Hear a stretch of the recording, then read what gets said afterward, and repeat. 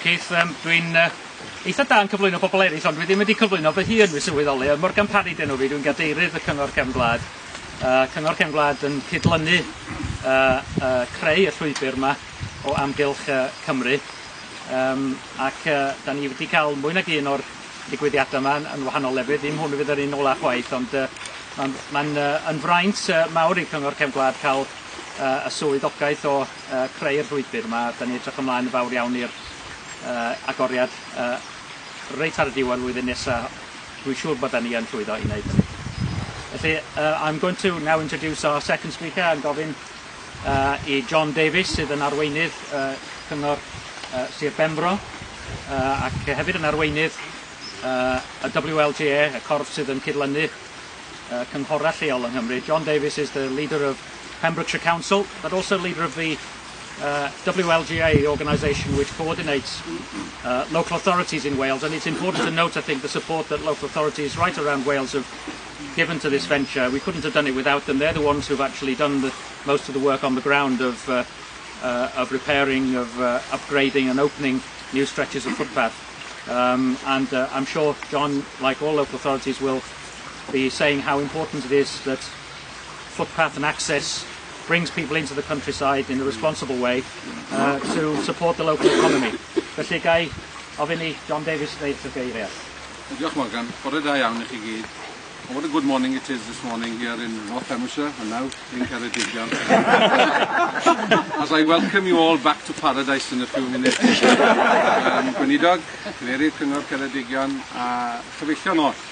It is truly a historic day today in the history not just of the two local authorities but that of the public sector family in Wales, because so much emphasis is placed these days on co-working, on partnership, on collaboration, and we preach it on a daily basis, but unfortunately we don't always practice it on a daily basis. But today is testament to the practice that goes beyond that preach. We see here today, and it brings back to me a lot of childhood memories. My grandfather, I used to walk this land 40 years ago and this path with my grandfather, having farmed in 30 years in Llandudno and land on this side of Ceredigion as well. So it does bring back a lot of good childhood memories in that respect. But today is about looking to the future. It is about capturing the benefits economically, environmentally, that both counties has to offer, not only its residents and its inhabitants, but the rest of Wales and beyond as well.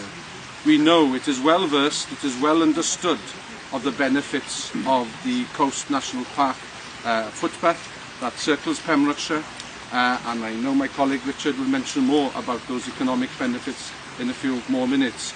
But today is linking the attributes, the benefits economically of Ceredigion and Pembrokeshire together, which will allow a seamless walk-through from the Dyfi Estuary all the way to Amro.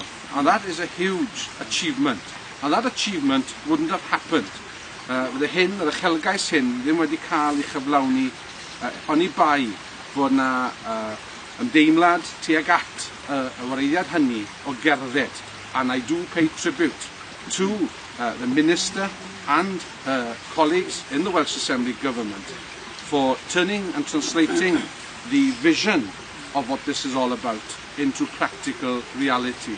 So with those few words, I welcome Ceredigion as it joins with Paradise. You've always wanted to be a part of Paradise. Now you have that opportunity. But this isn't the first, actually, of partnership that have been between Ceredigion and Pembrokeshire. We have the Cardi Bach walk between Cardigan Town and Kilgerran, which is frequented on a very popular and regular basis. So the practice is well accepted by the people of the area and beyond. Therefore, with those few words, mae'n hyfrydwch o'r mwyaf. It is good to be here this morning in the company of you as walkers, committed people of Llandoch and beyond. I know the agenda in Llandudno as far towards the footpaths agenda, and it's good also to have the company of the President, if I may say so, of the Ramblers Association in Helen here this morning. Croeso Helen, a face that is very familiar and supportive of all that we do in Pembrokeshire as far as the walking and the well-being agenda that the Green Gymnasium provides for all of us. Gyda'r chydig eiriau hynny, diolch am y cyfle a diolch am y fraint i gael dathlu ar achlysur arbennig. Diolch yn fawr iawn.